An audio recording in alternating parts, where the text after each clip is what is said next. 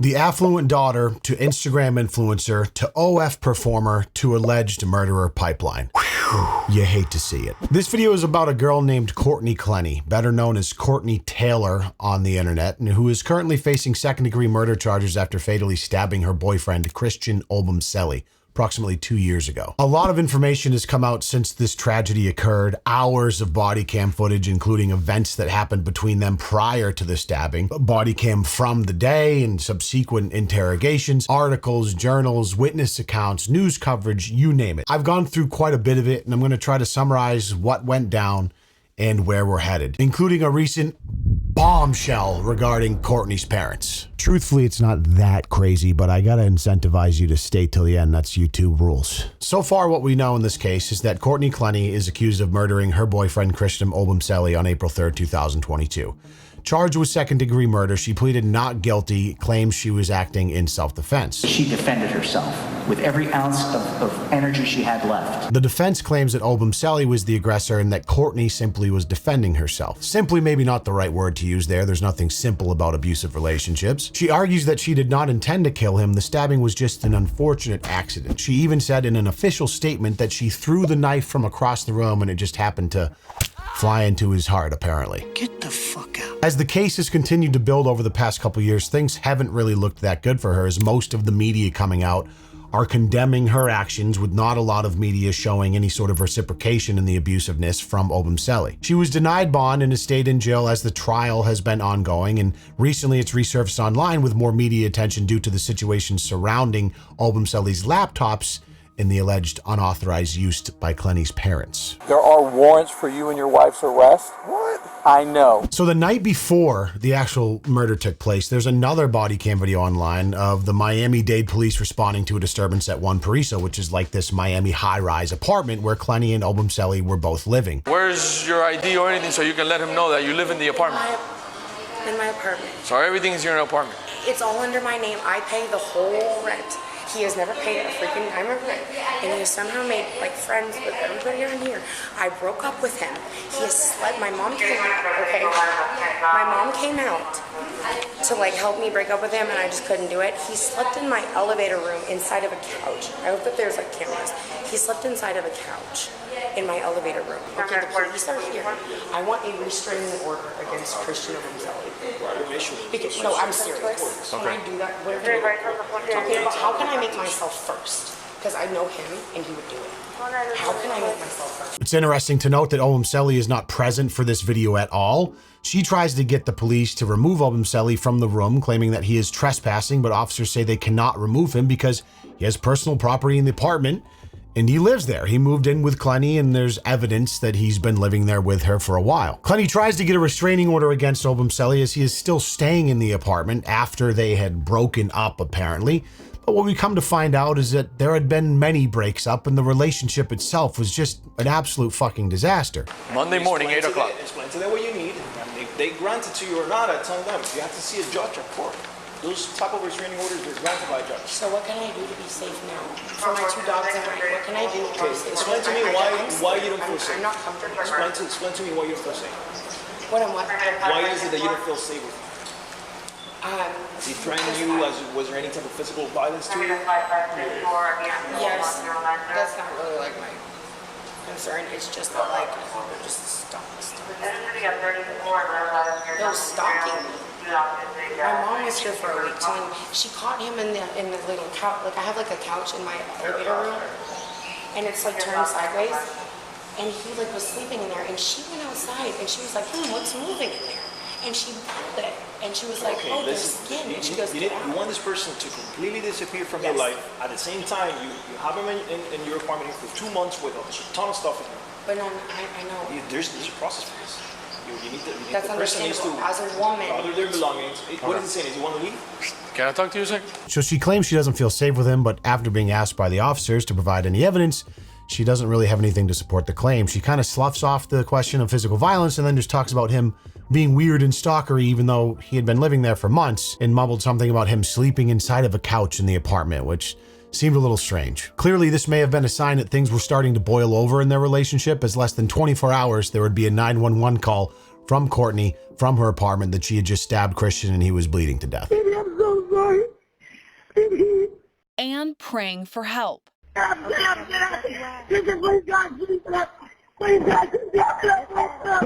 After that, the call drops. We're going to get into the night of the crime and talk a little bit more about the two individuals involved in this case. But first, I would like to thank today's video sponsor, Upside, for helping support this channel, and you guys as well. Guys, I am stoked to be partnered with today's video sponsor, Upside, once again. Truly a no-brainer for me since I already love it. Upside is a free app that gets you real cash back on daily essentials like gas, groceries, and dining. It's as easy as opening the app and seeing where you can earn money. Here's an example from earlier this week. So I'm on the way to golf with my beautiful wife. It's Sunday morning, and guess what? We need a little bit of gas. Unfortunately, I have the Upside app, so I pull it up.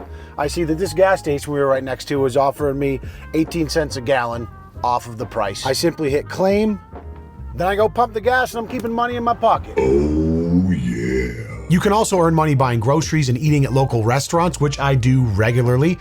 Currently, I have over $20 I earned in my account, which I can use at popular online retailers, or I can just drop it directly in my bank account. Money earned doing what I already do anyways. Top Upside earners are making as much as $300 a month. To find out how much you could earn, click the link in the description to download Upside and use my promo code LeonLush and get an extra 25 cents back on every gallon on your first tank of gas. Upside helps local businesses and earns you money simultaneously. It's truly a win-win, so there's no reason not to try it. Thank you guys so much for listening. I appreciate you. Now, from all accounts, what we know about their relationship together is that it was very toxic and unhealthy to begin with.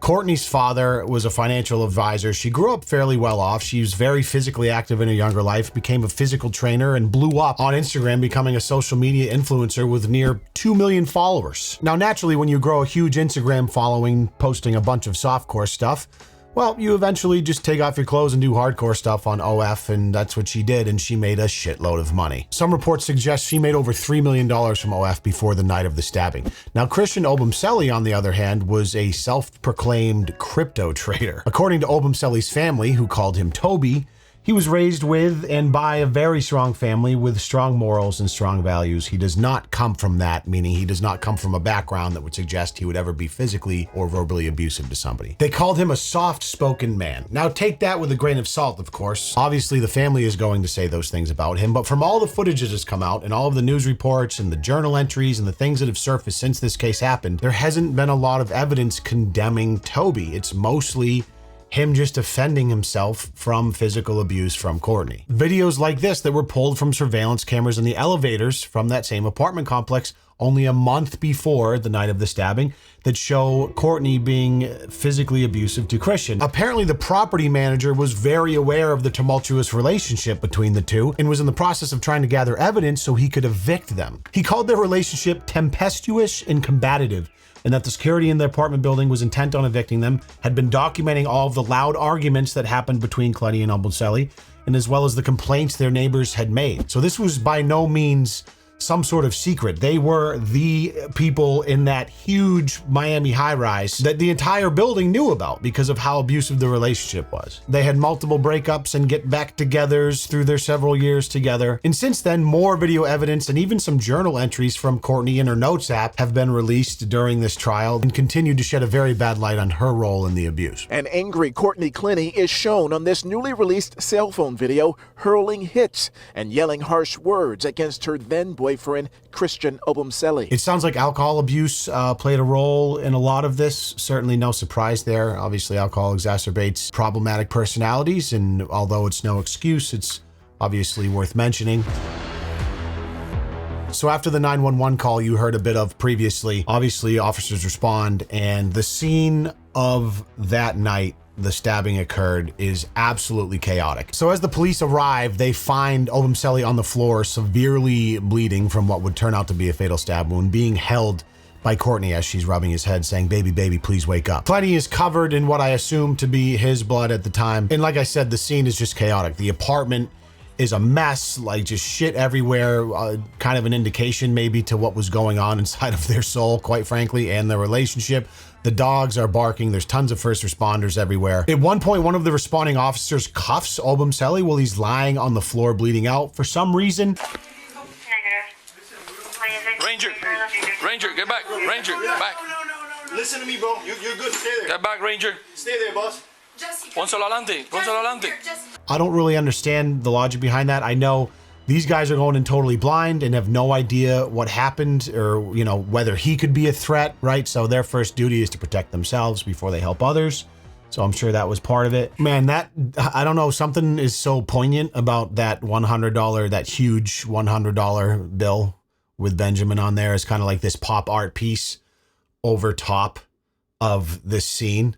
To me, I don't know why that just gave me the chills. It's just like the almighty dollar when money and power is your god. You know what I mean? It's oftentimes you see the rotten souls of the people that make money their god. This is just me being old and boomery, but this is just off the cuff. I just had this thought. I like money, but something about that fucking picture right there is just very haunting to me. Okay, so you guys started arguing, then what happened? Threw me against the wall, choked me, and you're looking like this. He's never like choked me to where like it's like crazy stuff. But like, I mean, I couldn't breathe. Okay. Then he put me on the. So he throws you against the wall. Then he put me on the ground, choked me. That's happened 2 other times. Did he tell you anything? Did he say just anything? like that kind of face, like where I was really scared and I was trying to get him off of me and he wouldn't get off. Then he gets off, then I called my mom. Okay.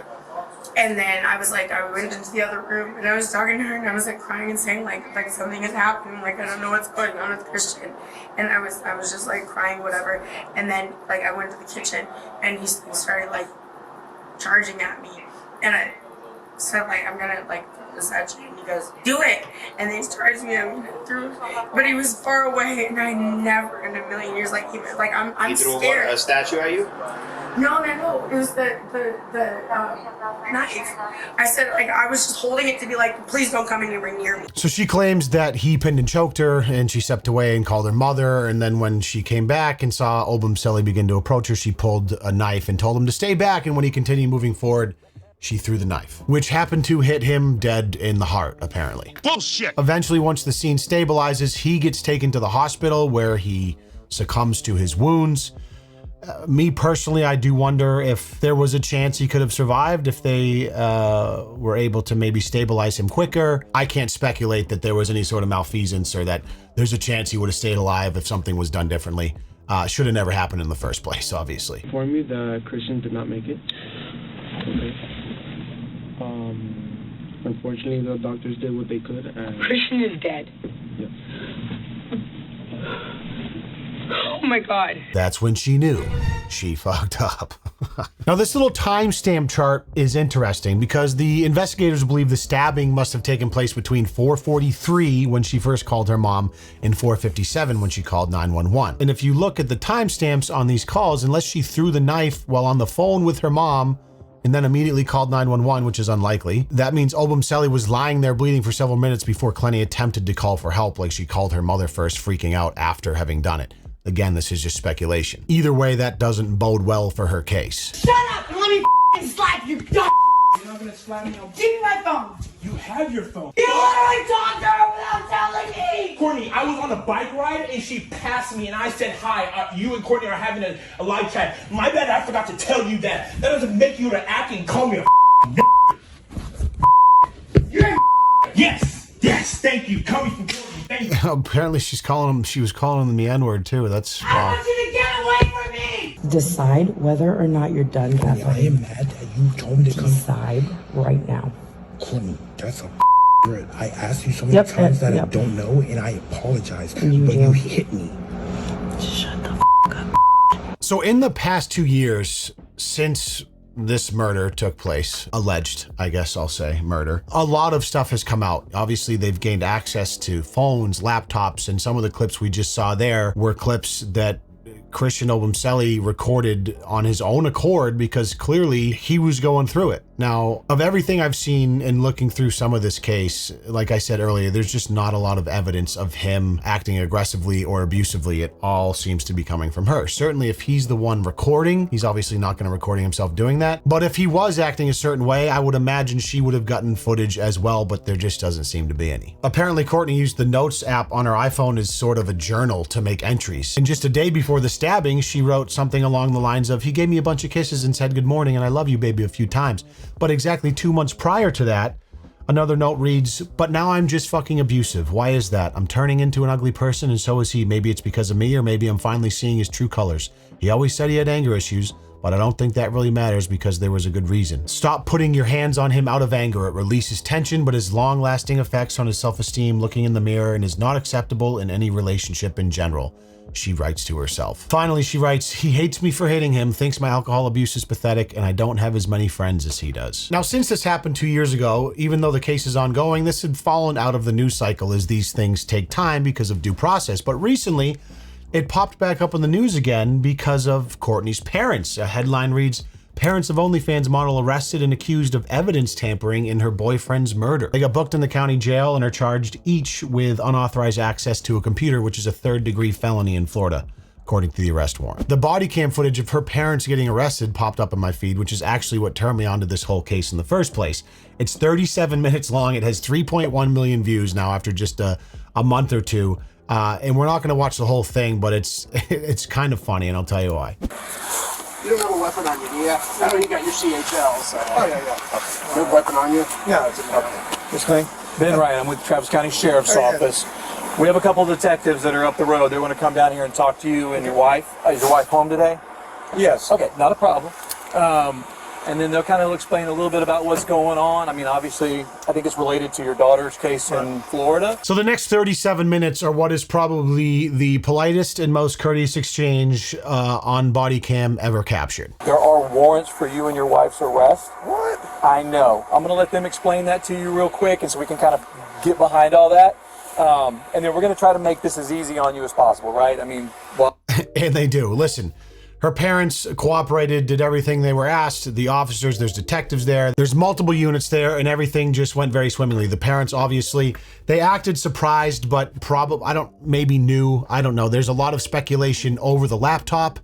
You know, the defense is saying that it was Courtney's laptop or it was a shared laptop, so they were allowed to have access to it, while the prosecutors are saying that it was Obumseli's laptop. And there is actually evidence of a group chat that was pulled from the cloud of her father's group chat with the attorneys as they had the laptop in like brainstorming ways to try and like hack into the computer or figure out what the pin was because it was locked via pin. So there's definitely some condemning evidence against this idea that it was a shared computer. We'll let you help out in any way possible. This is a deal out of Miami, not us. Maybe can I, if I gave you Morgan's phone number, would you call her? Okay. Yeah, you want to write her phone number down and I'll give it to him? All right. Take a deep breath. It's okay. Take a deep breath, sweetheart. It's okay. Like, what the fuck? What am I watching right now? This cop offering better service than a 5-star hotel for real lettuce, mayonnaise, and onions. I'm surprised the cop didn't offer to walk the man's dogs, for fuck's sakes. Seeing more aggressive behavior from police for jaywalking. He didn't have Frank's number and he didn't really have a real solution for that. What do you think? If I give you their office number? Okay, so if I Google that, we should be able to get there. Give me 1 second, I'm old. You don't have any problems with your shoulder? Get to Google. Yes, I do. Yeah, we actually both I go to the chiropractor every week for it. Okay, so let me write this number down and we'll put it in your pocket. Isn't that with you? Yeah. Okay.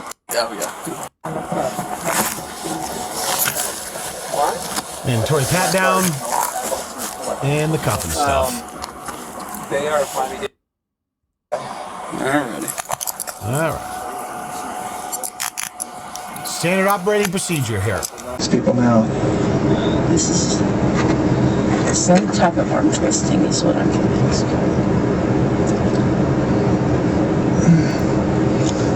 This is close to. Is there any way I can grab you? No, but